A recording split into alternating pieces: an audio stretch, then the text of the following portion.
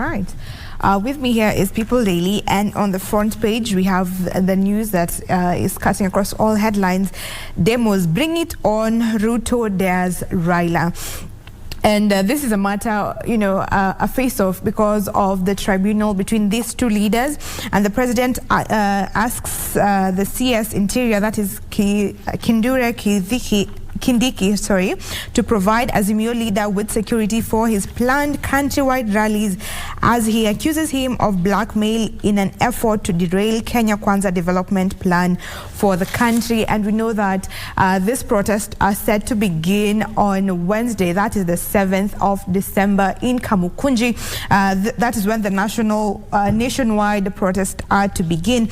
And the president is saying that it is fine for the Azimio leader to continue with this protest, just bearing in mind that they should have a peaceful demonstration and not interfere with other people's property. And he has gone as far as providing security for this. He says that they will obtain a schedule and provide him, that is the Azimio leader Raila, with security for his demonstration, even if they take those awards of the president.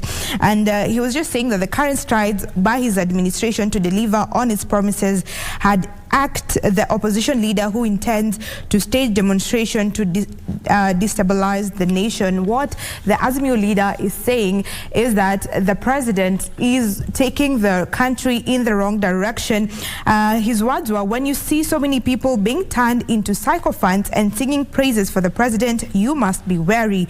We must say no to the ugly face of dictatorship. So these protests are aimed at bringing down the president's system. That is according to the Azimio leader.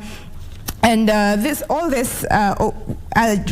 closely related to the tribunal that has been set to investigate the matter on the IBC commissioners. And we have seen Justice Nyangaya tendering his resignation last week, and others are likely to do the same according to a source from the commission.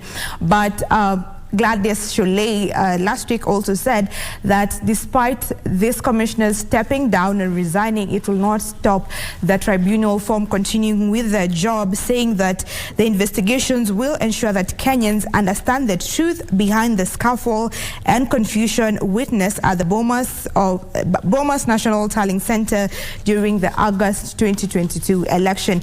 On other matters, why it's tough being a parent with school-going children, and they've explained this from when the COVID-19 struck and parents had to sit with their children in the house for 1 year, to when the school calendar changed, when they were getting back to school again with a hike in the school fees, and now the CBC, the confusion that was there, saying that it's hard for the parents. But the main thing is that next year, January, when they resume school, the COVID subsidy has been removed, so parents will have to pay more school fees, and this is troublesome for the parents, especially for those that have children in private school, having been given 10 or more books that they are to buy. Approximately the fees that the parents will be paying for the boarding school is 53,554. This is after the government has assured the parents that they will pay 22,244, which they're also paying for the day schools. So basically, the children going to day schools are going for free, but those in boarding schools are paying this particular amount. For other categories in county and sub-counties, they are paying 40,535, while students with special needs, the government will pay for them, provide an enhanced capitation of 57,974, leaving parents to pay 12,790 Kenyan shillings. And on matters CBC, with just concluded KEPSA examination, and the junior secondary the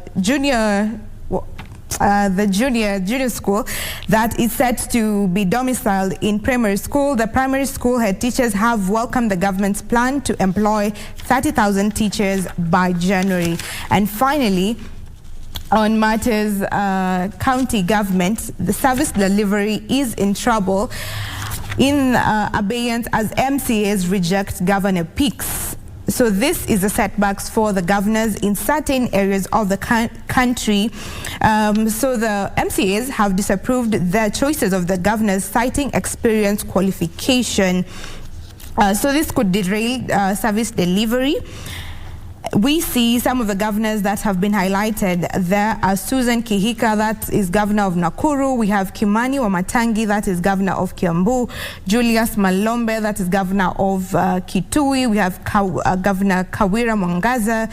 We have Governor Wavinya Ndeti and Governor Andrew Mwadime. These are some of the governors who are on light, and some of them went to complain to court. That is Susan Kihika, the governor of Nakuru County, saying that the court is not really in a position to determine the case, saying the petitioners did not exhaust all legal avenues before moving to court. However, the Justice David Nderutu, while dismissing the application, observed that the court had jurisdiction to hear the matter, since the petition majorly touched on employment matters which fall under the court's domain. These are some of the stories making news in People Daily. Victor.